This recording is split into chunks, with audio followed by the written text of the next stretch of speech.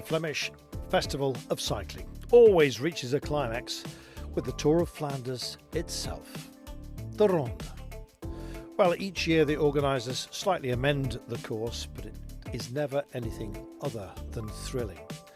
Well, 19 climbs to be taken, with the likes of the Koppenberg, the Steenbeekstries, Tyenberg, of course the Oude-Quermont and the Paterberg.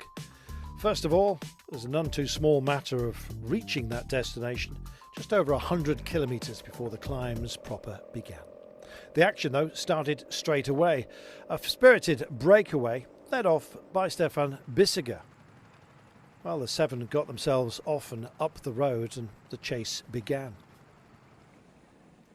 Various incarnations of pursuit there were, but in the end it was all about the climbs. Once we got to those opening tests, UAE were still thinking about glory and potentially, of course, a good finish, as always it seems, for Alexander Kristoff and possibly for Mathieu Trentin. Other teams, of course, had their options, but there were three favourites. Mathieu van der Poel, defending champion from the Netherlands. Wout van Aert doing it for Belgium, who got beaten last year at the line by Van der Poel. And of course, Julian Alaphilippe.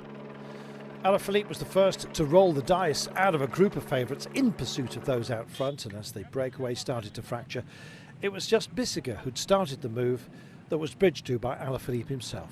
The world champion checking over his shoulder, and when he looked back, of course, who was there but charging him down? Mathieu van der Poel, in a quality group that also included Wout van Aert.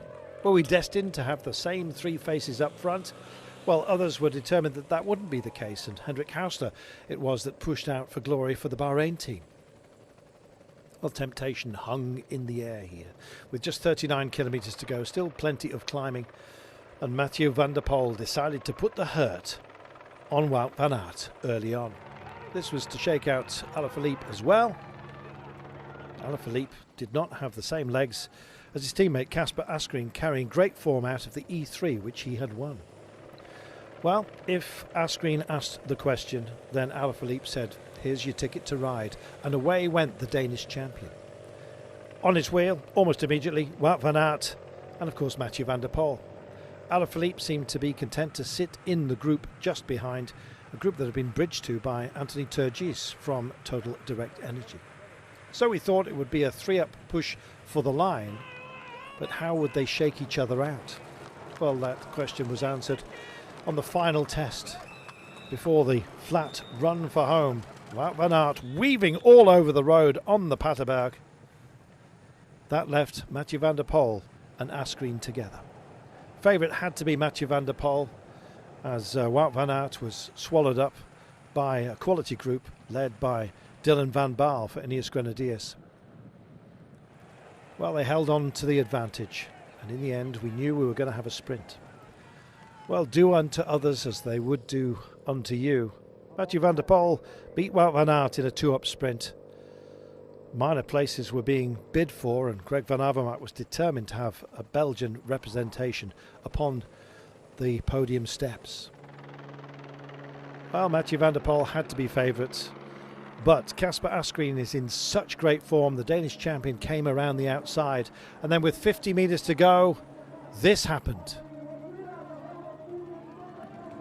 Mathieu van der Poel blew up, and Kasper Asgreen had just that extra something to get to the line.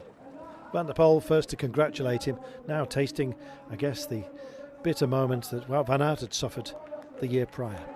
Greg van Avermaet came to the line to make sure that there was indeed a Belgian flag represented on the podium. Jasper STUYVEN finishing in his wake. Sepp Vanmarcke rounded out the top five, just edging Wout van Aert.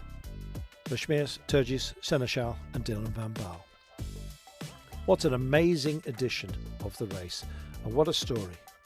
Another page in this fantastic tome that is the Ronde. This time, Kasper Asgreen. Apparently Rolf Sorensen had offered him up some tips about how to win the race.